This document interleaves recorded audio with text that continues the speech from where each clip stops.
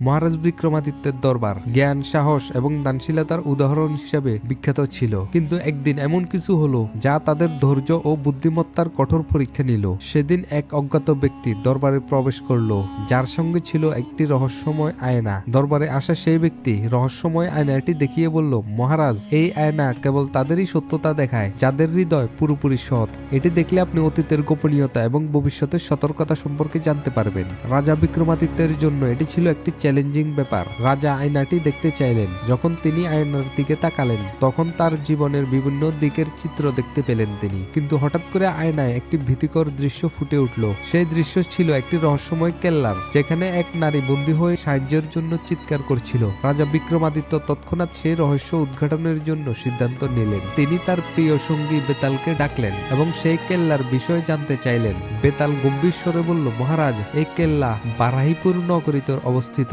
যেখানে এক মায়াবী তান্ত্রিক বাস করে। সেই তান্ত্রিক তার কালো বিদ্যা দিয়ে লোকদের বিভ্রান্ত করে তার নিজের ইচ্ছা পূরণ করে। আপনাকে সেই মহিলাকে মুক্ত করতে হলে আপনাকে আপনার বুদ্ধি ও সাহসের পরীক্ষা দিতে হবে। রাজা বিক্রমাদিত্য এক মুহূর্ত নষ্ট না করে যাত্রা শুরু করলেন। বেতাল তার রক্ষাকর্তা ও পথ প্রদর্শক হিসেবে তার সঙ্গে চললেন। পথে অনেক বাধা এলো, ভয়ঙ্কর জঙ্গল, রক্তপিপাসী নেকড়ের দল এবং গভীর খাদ। কিন্তু বিক্রমাদিত্যের সাহস ও বেতালের চাতুরতার মাধ্যমে সবকিছু পার হয়ে গেল। শেষে তারা সেই কেল্লায় পৌঁছালো। কেল্লাটা নিজেই একটা রহস্যময় ধাঁধা ছিল। যখনই তারা প্রবেশ করলো, তান্ত্রিক তাদেরকে নিজের মায়াজালে ঘিরে ফেললো। তান্ত্রিক তাকে চ্যালেঞ্জ দিল, যদি সে 3টি প্রশ্নের উত্তর দিতে পারে তাহলে তান্ত্রিক সেই নারীকে মুক্ত করে দিবে। প্রথম প্রশ্ন ছিল, এটা কি যা সকালে 4 পায়ে, দুপুরে 2 পায়ে এবং সন্ধ্যায় 3 পায়ে চলে? বিক্রমাদিত্য তাড়াহুড়ো না করে উত্তর দিল, মানুষ। শিশুকালে মানুষ 2 হাত এবং 2 পায়ের উপর চলে, যৌবনে মানুষ 2 পায়ের উপর চলে এবং বয়স্ক হলে 2 পা এবং লাঠির সাহায্যে চলে।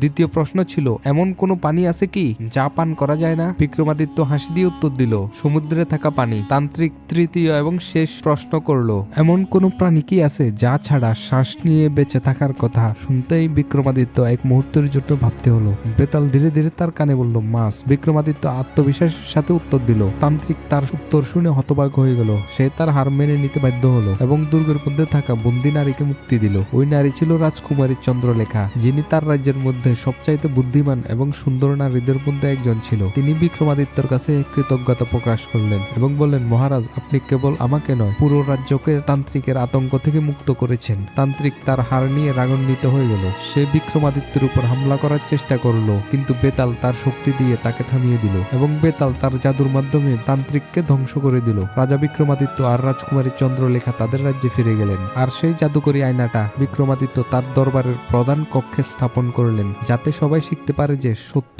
আর সততার পথে চলা সবচেয়ে বড় সাহসের কাজ। এই গল্প আমাদের শেখায় যে বুদ্ধিমত্তা আর সাহস দিয়ে বড় বড় বিপত্তির মোকাবেলা করা সম্ভব।